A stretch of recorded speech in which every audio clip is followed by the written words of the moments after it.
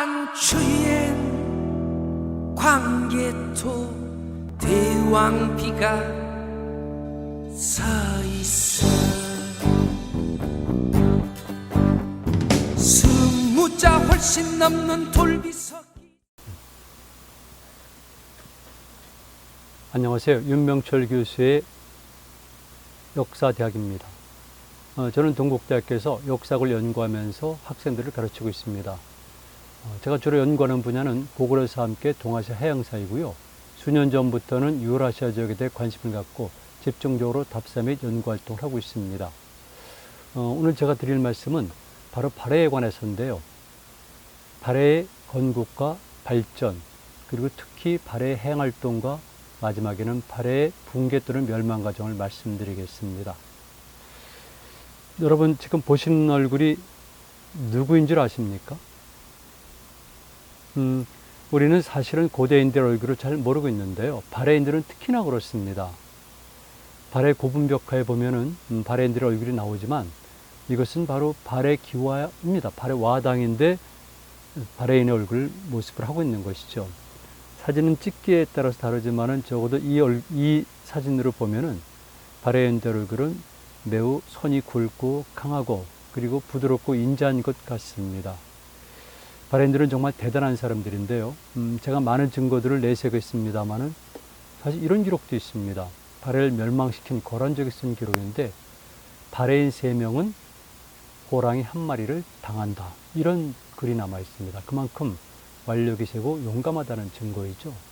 또 하나는 발해는 결국 멸망을 했는데요. 920년에 멸망했습니다만은 그 이후에 200년 동안이나 발해는 복국운동을 펼쳤습니다. 고구려를 복국시킨 것이 발해이고요.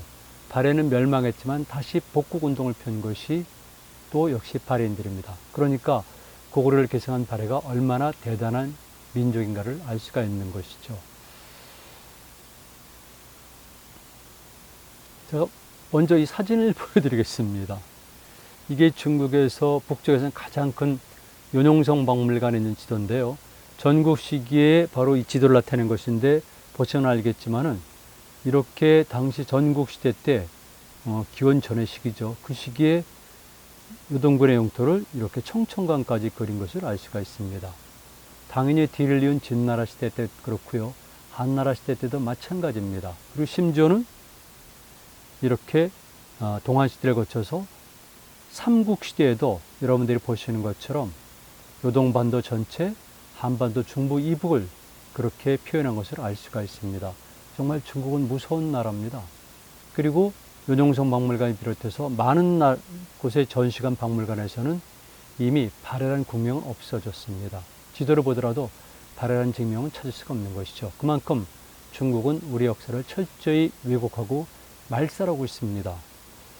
여러분 보시면 알겠지만은 동북공정이 시작되면서 2002년도 2월 3월부터 시작된 것이 동북공정인데요. 동북공정의 주요한 내용 중에 하나입니다. 발해는 우리나라의 당황적고 가난한 소수 민족 지방 정권이다. 이렇게 얘기를 한 사람도 있고요. 발해국은 우리나라 소수 민족이 건립한 하나의 지방 정권이다. 거의 똑같은 이유입니다. 그래서 동북공정 이후에 고구려는 물론이고 발해도 중국의 역사로 편입됐다고 한국의 역사학자나 일반인들이 흥분했죠. 그런데 사실은요, 사실은 이 시기에 이르러서 고구려가 중국의 역사로 편입됐다고 보지만 발해는 이미 그 이전부터 중국 역사 속에 편입이 됐던 겁니다. 다만 우리나라 역사학계가 또는 일반인들이 그런 사실을 몰랐을 뿐이죠. 제가 참고사항 말씀드릴게요. 2003년도 11월까지 우리나라, 즉 남한에서 발해사로 박사학위 받은 사람은 단 3명에 불과했습니다. 그리고 일찍 받은 것이 아니라 현재로부터 비교적 가까운 시일부터 1명, 2명, 그리고 직전에 2003년 11월 직전에 1명이 받으면서 3명이죠. 그런데 거기에 반해서 북한은 일찍부터 발해사 연구를 본격적으로 했고요. 중국도 발해사 연구를 많이 했고 러시아도 많이 했습니다. 그런데 유독 한국 역사학계만 발해에 대한 관심이 없었죠. 그리고 장도빈이라는 실질적으로 연해주 지역에 살았었던 독립운동가가 있었는데요. 이 장도빈 선생이 근대에는 비교적 일찍 발해사를 연구한 분입니다. 물론 이러한 장도변 선생 같은 분들은 우리나라 역사학계에서는 별로 드러내려고 하지는 않죠. 그 이유는 전 잘 모르겠습니다. 이것이 지금 현재 발해에 관한 우리의 입장인데요. 또 이런 일도 있었습니다. 지금 여러분들 특히 중고등학생들이 배우는 교과서를 보면은요, 어떤 일이 나오게 되냐면은 어떤 책에는 남북국 시대라고 표현된 책도 있고요. 또 어떤 책에는 통일신라와 발해 시대라고 표현된 책도 있습니다. 이게 굉장히 중요합니다. 이를테면 남북국 시대를 표현하는 것은 당시 통일신라와 발해를 하나의 민족국가로 보았기 때문에 남북국이라 보는 견해고요. 그렇지 않고 통일신라와 발해라고 부르는 것은, 그렇게 기록한 것은 바로 별개 국가라는 얘기입니다. 이건 둘 다 맞을 수가 있는데 사관의 차이죠. 그러니 사관의 차이가 결국 엄청난 결과를 나오는 겁니다. 저 개인적인 생각은 사실은 남북국 시대라는 용어보다는 남북조 시대라는 용어를 사용하고 싶습니다. 이게 이상하다고요? 그렇지 않아요. 한국의 역사학자들이 이런 주장에 대해서 저에게 비하기 심하다고, 비과학적이라고 얘기할 수 있을까요? 전혀 안 그렇습니다. 그러면 중국 역사에서 남북조 시대는 어떻게 우리가 해석합니까? 어떻게 수용해야 됩니까? 그 이전에도 마찬가지입니다만 중국의 남북조 시대라는 것은 중국에 있었던, 해와 이북에 있었던 정권이 남쪽으로 도망가서 현재 양자강 하를 중심으로 해서 세워졌던 국가들을 말하고 있습니다. 그러니까 그 시기를 중국 학자들은 하나는 남조, 하나는 북조라고 부릅니다. 해와 이북에 있었던 북조 정권들은 5, 16국 시대부터 북위에서 나중에 북제이르기까지 그들이 흔히 말하는 한족입니까? 전혀 한족이 아닙니다. 그럼에도 불구하고 그들은 남북조라는 용어를 쓰고 있는데요. 당연히 하나의 계통성으로 역사를 해석하는 겁니다. 거기에 반해서 우리는 남북국 시대라고 그러면은 저는 그것마저도 일부에서는 무리가 있다고 보는데, 저는 개인적으로 솔직히 말씀드리면 남북조 시대라고 표현한 것이 옳고요. 같은 민족 국가인데 하나는 북조 정권이고 하나는 남조 정권이다. 이래서 이렇게 표현을 하고 싶습니다. 그만큼 역사인식에 큰 차이가 있는 거죠. 지금 보시는 것처럼 역시 당나라 시대 때 지도를 보더라도, 이거는 교과서입니다. 보더라도 이렇게 영토가 되어 있는 걸 알 수가 있죠. 자, 그러면 발해 건국 과정을 보도록 하겠습니다. 많은 사람들이 질문합니다. 발해 사람들은 고구려 후예인가 아니면 말갈인인가? 여러분 어떻게 생각하십니까? 견해가 엇갈리겠죠. 고구려 후예들이 이룬 국가다, 이렇게 보는 견해도 있고요. 또 한 가지는 반대로 말갈인의 정권이다, 이런 경우도 있고, 또 하나는 일본인들이 주장했고 한국인들이 수용하고 있지만은 지배계층은 고구려의 유민들이고 피지배계층은 말갈이다, 이렇게 견해를 나눌 수가 있습니다. 제 견해는 이 세 가지 중에 어느 것에도 해당이 되질 않습니다. 당연히 고구려의 유민들이 주도가 됐고요. 일부 비고구려계가 섞인 겁니다. 지금 제가 조금 전에 일본인들의 주장과 그리고 한국 학계 주장을 소개해 드렸었는데요. 예를 들게 되면은 고구려의 유민과 말갈 종족으로. 그런데 이 논리에는 함정이 숨어 있습니다. 우리가 흔히 말하듯이 지배계층, 그럴 경우에는 바로 피라미드형 구조 속에서 맨 위에 있는 소수의 인원을 얘기하고요. 그 다음에 나머지 피지배계층은 다수의 인구를 얘기하거든요. 그렇다면 발해 인적 구성을 놓고 보면은 고구려민들은 소수가 되고 나머지는 흔히 말하는 말갈계다, 그리고 일부 거란계가 섞였다고 생각하고 싶고 실제로 그렇게 생각합니다. 그거는 사실과 다릅니다. 이런 식의 논리를 위로 올라가서 적용시키면은 고구려가 그렇다는 얘기죠. 고구려는 소수의 고구려들과 그 넓은 고구려 영토 속에서는 많은 말갈계 사람들과 거란계 사람들과 선비계 사람들이 섞였다고 주장하게 되는 겁니다. 이거는 사실과 다릅니다. 사실은. 그리고 역사는 굉장히 구체적이고 꼼꼼하게 살펴봐야 되고요. 그 다음에 그 시대 상황과 그 시대 환경에 맞춰서 해석해야 됩니다. 만주를 한 번도 안 가본 사람들이 그런 수용을 받아들였고요. 만주를 무척 그렇게 많이 드나들었던 일본 학자들이 우리에게 제 표현을 하게 되면 거짓말한 것이죠. 잘 아시겠지만, 만주를 다녀본 분들은 아시겠지만 만주는 남만주 일대를 빼놓고 북만주를 가면서 사람이 사는 환경이 좋지 않기 때문에 소수의 사람만이 거주하고 있습니다. 또 동만주를 가게 되면 이 지구상에서도 굉장히 유명한 밀림지대이기 때문에 그 지역에서 많은 인구가 도시라든가 이거 불가능합니다. 그러니까 곳곳에 조그만 마을을 형성해서 살아가기 때문에 전체 인구는 매우 적고요. 그렇기 때문에 그 이후에 요나라도 마찬가지고 금나라, 청나라 이르기까지 만주 지역에 있는 사람들은 인구수가 적었다는 겁니다. 오히려 현재 남만주를 중심으로 해서 요동지방, 남만주 그리고 동쪽의 일부 지역에 인간이 집중적으로 살았기 때문에 실질적으로 발해 인적 구성을 보게 되면은 고구려민들이 압도적 다수를 차지하는 겁니다. 그리고 소수 사람들이 소수의 말갈개가 고구려에 섞여 있다는 것이, 이것이 정확한 해석이지 그런 것 없이 우리가 통념을 적용해서 소수의 지배계층인 고구려민들과 그리고 피지배계층인 다수의 말갈구로 이뤘다는 것은 역사사실과 다릅니다. 자, 그리고 건국 과정을 보게 되면은요, 이 주체가 고구려인 것은 분명합니다. 여러분 잘 아시겠지만 구당수입니다. 고구려의 결국은 멸망시켰는데요. 대종은 본래 고구려의 별종이다, 이런 얘기가 나옵니다. 일부 사람들은 별종이다라는 이 단어에 집착을 해서 고구려와는 다르다고 해석하는데요. 그거는 역사라든가 사료를 해석하지 못하는 사람들의 주장입니다. 이를테면 별종이다, 별류다, 이런 것들은 큰 종족 속에서 가지를 쳤을 때 흔히 사용되는 표현입니다. 그러니까 별종이다, 별류라는 것은 결국은 같다는 것이죠. 예를 들면 거란족도 여러 개의 별류로 나눠져 있고요. 선비족도 여러 개의 별류로 또는 별조로 나눠져 있습니다.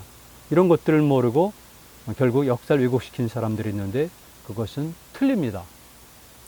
그리고 삼국사기 열전에 보면 최천편에 이런 것이 나옵니다. 고구려의 남은 무리들이 잔어리죠.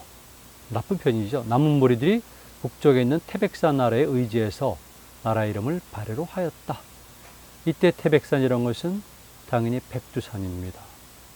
그리고 삼국유사에는 고구려 장수인 조용의 성은 대시다, 이렇게 얘기를 하고 있습니다. 그러니까 이를테면 발해 적대적이었던 구당서라든가 그리고 발해와는 적대 관계에 있었던 신라에서도 그리고 그 이후에 고려에서도 각각 역시 발해는 고구려 유민들이 주도가 돼서 건국했다는 것을 알 수가 있죠.